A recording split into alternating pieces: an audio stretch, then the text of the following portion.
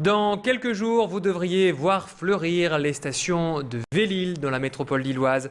Les travaux d'installation commencent demain à Marbrerie, Cormontaigne et Port-de-l'Île. C'est une petite révolution. La capitale des Flandres va se mettre au rouge et noir, couleur du futur Velle-Île. Le 15 septembre prochain, près de 1000 vélos en libre service seront répartis sur une centaine de stations lilloises. Amateurs de deux roues, deux formules vous seront proposées.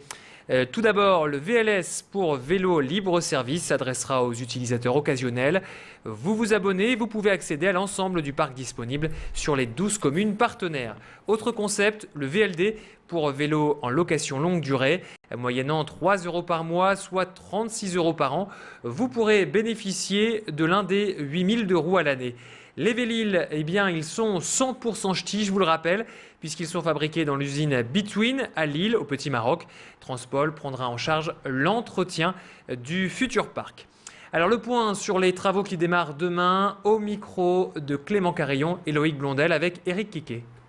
Qu'on a déjà fait, c'est des aménagements, vous voyez, tous les aménagements cyclables dans les zones 30, les contresens cyclables, la poste d'Arceau, le grand garage à vélo à la gare Lille-Flandre, rue de Tournai, où on a 600 places qui sont maintenant gardiennées. Voilà, c'était un maillon important.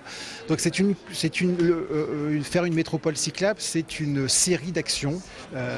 L'idée, c'est vraiment, avec ces 2000 VLS et ces 8000 vélos en location longue durée, c'est de rendre visible le vélo et susciter, je dirais, un désir de faire du vélo parmi tous les métropolitains et de ressortir ces vélos privés. Là, on aura vraiment réussi.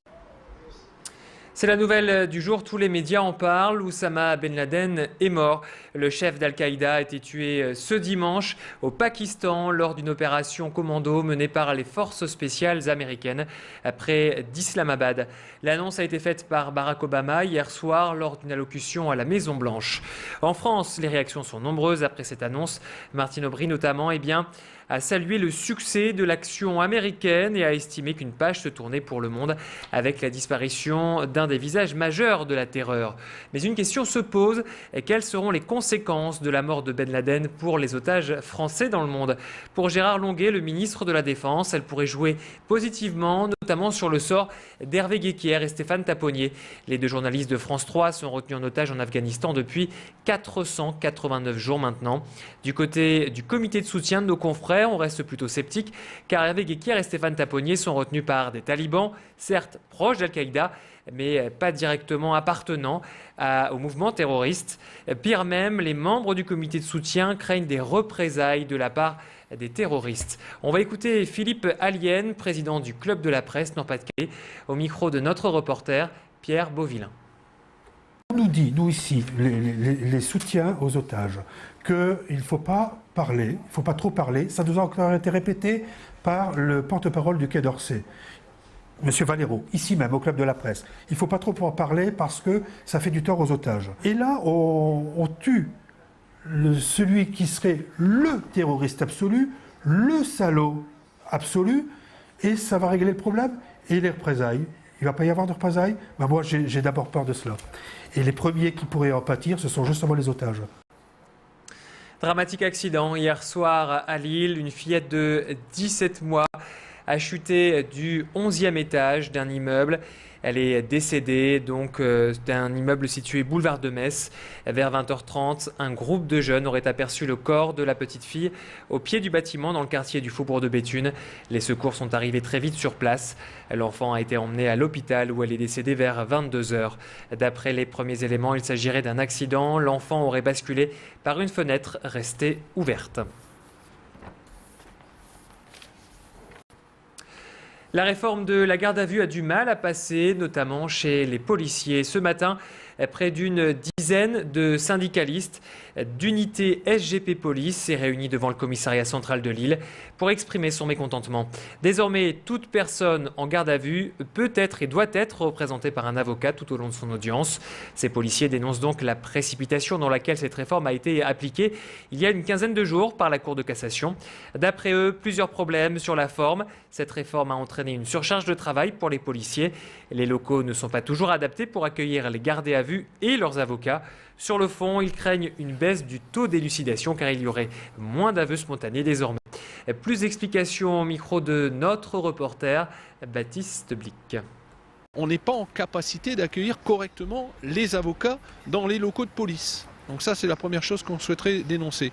La deuxième chose également, c'est que tous ces allées et venues des avocats dans les services de police engendre énormément de présence policière, de tâches indues, ce qu'on appelle. C'est-à-dire qu'à chaque arrivée d'avocat, il faut qu'un fonctionnaire de police l'accompagne dans les locaux de police, puisqu'on ne peut pas laisser divaguer les gens dans les locaux de police. Donc tout ça, c'est friand en effectif. Et pendant que les collègues sont présents dans le commissariat, je suis désolé, ils ne sont pas présents sur la voie publique, et c'est là qu'on en a besoin, c'est sur la voie publique.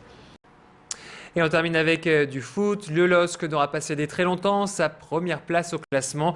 Ce week-end, les Dogs ont repris la tête de la Ligue 1 samedi soir. Les hommes de Rudy Garcia ont retrouvé le sourire. Ils n'ont laissé aucune chance à la lanterne rouge du championnat en terrassant Arles-Avignon 5-0 à domicile. Avec ce score sans appel, Lille reprend la première place au classement car l'OM a fait match nul, 1-1 contre Auxerre.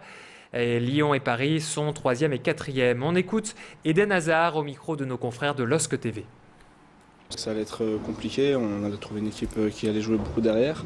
Maintenant voilà, on n'a pas fait une bonne première mi-temps, mais on a la chance de mettre 2 buts. Après c'est vrai que sur la deuxième mi-temps on a déroulé. Et tant mieux, voilà, le score, le goal average, ça compte toujours à la fin du championnat. Maintenant il reste 6 matchs ou 5, je ne sais plus, et voilà, il va falloir tout donner. Et maintenant la pression, c'est sûr, je pense que ça va jouer entre eux et nous, et c'est sûr que Lyon revient bien aussi, mais bon, maintenant on est premier, et hier on était 2e, donc demain on sera peut-être encore 2e, donc on verra bien. En tout cas on va se donner à fond sur les derniers matchs. Et comme après chaque match à domicile, nous vous proposons de revivre ce très beau match Lille-Arles-Avignon dès ce soir. Nous le rediffusons sur notre antenne après le flash de 21h, bien sûr. C'est la fin de cette édition. On enchaîne avec la météo.